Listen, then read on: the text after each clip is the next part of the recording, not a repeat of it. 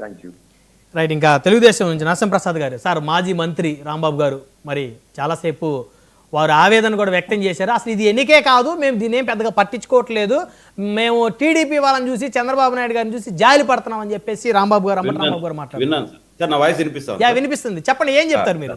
Sir, ముందుగా మీకు panel ఉండే పెద్దలకి, మన ప్రేక్షకులందరికీ నా నమస్కారాలు సార్. రాంబాబు గారు మాట చాలా విన్నాను సార్. ఇప్పుడు విన్నప్పుడు నాకు ఒకటే అనిపించింది, రెండు విషయాలు దీంట్లో చెప్పుకోవాలా. ఒకటి, అది కంచుకోట కాదు, కంచుకోట ఏంటే బద్దలు కొట్టలేరు. ఎస్, అది కంచుకోట కాదు, ఆయన ఒప్పుకున్నాడు. మనం భ్రమపడుతున్నాం అంతే, అక్కడ ఏదో జరిగిపోతా ఉంది, ఆయన వీరుడు సూర్యుడు, అక్కడ కడప జిల్లా అంటే వాళ్ళకి అడ్డా అది అని. నేను ఒక కడప బిడ్డగా చెప్తున్నాను సార్. గతంలో కూడా మేము వాళ్ళకి సవాల్ చేసిన రోజులు ఉన్నాయి, నీది కడప అయితే మాది కడపే అని. ఈ రోజు కూడా మేము అదే మాట మీద కట్టుబడి ఉన్నాం. కడప ఏమి వాళ్ళకి రాసి ఇవ్వలేదు, వాళ్ళదేం కంచుకోట కాదు. ఎందుకంటే గతంలో కూడా మీరు చూడండి, ఫస్ట్ వాళ్ళ తాతగారు 1970లో పోటీ చేసినప్పటి నుంచి వార్డు మెంబర్గా మీతోనే మొదలు పెట్టారు వాళ్ళ కెరీర్. మధ్యలో అనేక పర్యాయాలు అప్ అండ్ డౌన్స్ వచ్చాయి. అవును, బాబాయ్ కూడా ఓడిపోయారు వాళ్ళ పార్టీలో ఉన్నప్పుడు ఎమ్మెల్సీగా. అదే విధంగా వాళ్ళ నాన్నగారు, తండ్రి గారు ఎంపీగా నిలబడినప్పుడు ఒక నియోజకవర్గం అంటే ఎంపీ నియోజకవర్గం అంటే కొన్ని లక్షల ఓట్లలో 6,000 ఓట్లతో ఆయన బతికి దాదాపు 14 లక్షల ఓట్లు.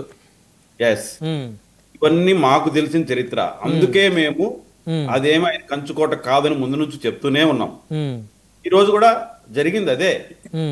ఒక టైంలో సార్ కొన్ని అవకాశాలు కలిసి వస్తాయి వాళ్ళకి.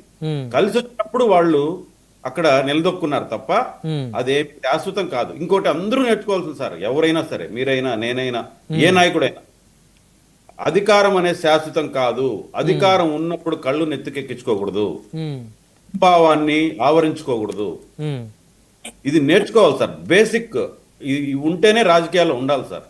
ఈ రోజు విజయం వచ్చిందని విర్రపోయి రేపు ఓడిపోయినప్పుడు ఎదుటోళ్ళని నిందించి ఇది చేయకూడదు సార్. ఎట్లా శుద్ధ పూసలాగా మాట్లాడారు సార్ ఇప్పుడు రాంబాబు గారు. ఏం చేశారు సార్? 5 సంవత్సరాలు మమ్మల్ని ఎన్ని టార్చర్లు పెట్టారు సార్ వీళ్ళు. అంటే కాదు, ఇప్పుడు ఆయన ఏమన్నారు రాంబాబు గారు అంటే మేము ఆ రోజు చేశారు, ఈ రోజు మీరు చేశారా? దానికే నేను సమాధానం చెప్తాను సార్. Nomination ఏనీలే sir. నేను మా పార్టీ మద్దతుదారులతో ఒక ఎంపీడీఓ ఆఫీస్ లో నామినేషన్ స్వీకరిస్తాంటే వెళ్తే తోసేసి నానా గందరగోళం చేసి నన్ను అప్పటి మాజీ ఎమ్మెల్సీ బత్యాల చెంగలరాయలు గారిని, కస్తూరి విశ్వనాథ నాయుడు గారిని, వీళ్ళందరినీ మమ్మల్ని తోసేసి పెద్ద గలాట కూడా జరిగింది, న్యూస్లో అంతా వచ్చింది. అంటే ఒక ఉదాహరణ, అంటే ఫేస్ చేసిన వాళ్ళగా చెప్తున్నాం. అంత అంటే ప్రజాస్వామ్యాన్ని మొట్టమొదటి అడుగు ఎక్కడ మొదలవుతుంది? నామినేషన్ తో మొదలవుతుంది. అవును, ఏనీలేదు సార్ మమ్మల్ని. సో మీరు ఈ అవకాశం కల్పించారు, వాళ్ళ అది కూడా ఏనీలేదు.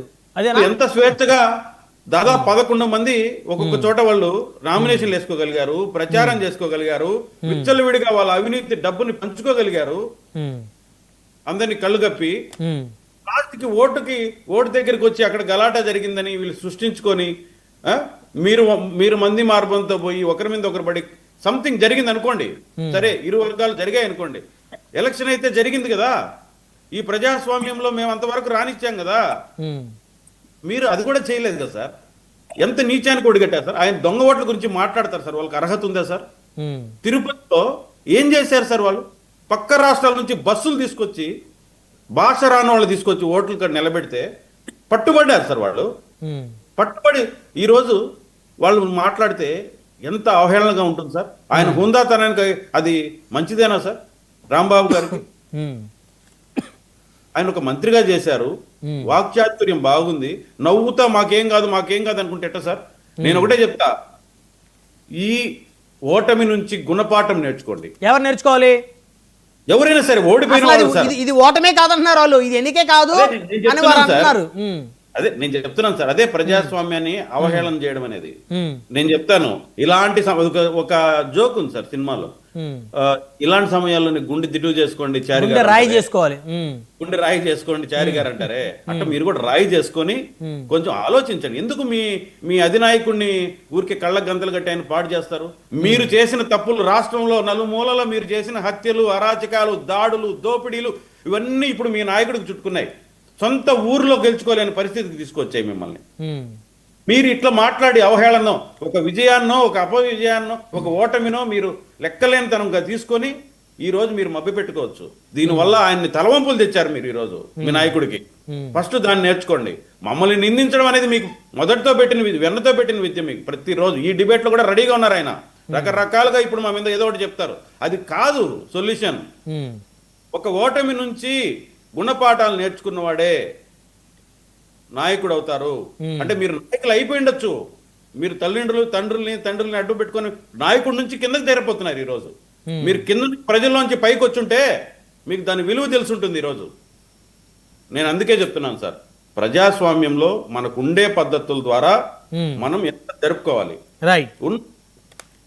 లోటుపాట్లు ఉంటాయి, అధిగమించాలి. మీరు నేర్పిన విద్యని ఈ రోజు మీరు అసలు మర్చిపోయినట్టుగా, అసలు మాకు సంబంధమే లేదన్నట్టుగా, గతమే గుర్తు లేదన్నట్టుగా ఆయన అవుతారు. ఇప్పుడు విన్నారా మీరు? అనుకుందాం, అలాగే జరిగింది అనుకుందాం, మీరు చేస్తాడు. అంతేగాని మేము చేయలేదని చెప్పలేకపోతున్నాడు ఆయన. మేము గతంలో ఇలా చేయలేదు, మేము నీతివంతులం అని చెప్పలేకపోతున్నాడు ఆయన. సో ఎవరికి ఎవరు గుణపాఠాలు నేర్పిస్తారు ఇక్కడ? ఎవరికి ఎవరు చెప్తారు? అయితే ఇప్పుడు ఎన్నిక ప్రజాస్వామ్యబద్ధంగానే జరిగింది అనేది మీరు బలంగా నమ్ముతున్నారు మీరు? 100% సార్. మీకు కానప్పుడు మనకు కొన్ని వ్యవస్థలు ఉన్నాయి, కాలేదని నిరూపించడానికి వ్యవస్థలను మీరు అప్రోచ్ అవ్వండి. ఎవరు కాదంటున్నారు? మీరు ఏం చేసినా మీకు మీ కళ్ళకి పచ్చగానే, మీకు పచ్చ కామెరలు వచ్చిన వాళ్ళకి పచ్చగానే కనిపిస్తుంది. మీరు డిసైడ్ అయిపోయారు ముందే, మీరు అక్కడ గెలవమని ముందే డిసైడ్ అయిపోయారు. ఎందుకంటే ఏం చేశాం సార్ మనం? సొంత బాబాయిని ఆ ఊర్లో చంపేసి ఈ రోజు వాళ్ళు నిర్దోషిగా బయటపడిపోతున్నారు. అసలు దొంగను పట్టుకోలేని పరిస్థితుల్లో ఉన్నాము అని పోతే ప్రజల్లోకి ఒకటి ఉండదు సార్, బాధ, మానవత్వం ఉండదు సార్ వాళ్ళకి. వాళ్ళు అక్కడ మనలాగే ప్రజలే కదా, వాళ్ళు అన్నం తింటారు, వాళ్ళకి మానవత్వాలు ఉంటాయి. ఇవన్నీ ఫ్యాక్టర్స్ సార్. ఓకే, 1 by 1 మాట్లాడదాం. నరసింహ ప్రసాద్ గారు 1 by 1 మాట్లాడదాం. శేఖర్ రెడ్డి గారు ఉన్నారు, వైఎస్ఆర్ కాంగ్రెస్ పార్టీ నుంచి అధికార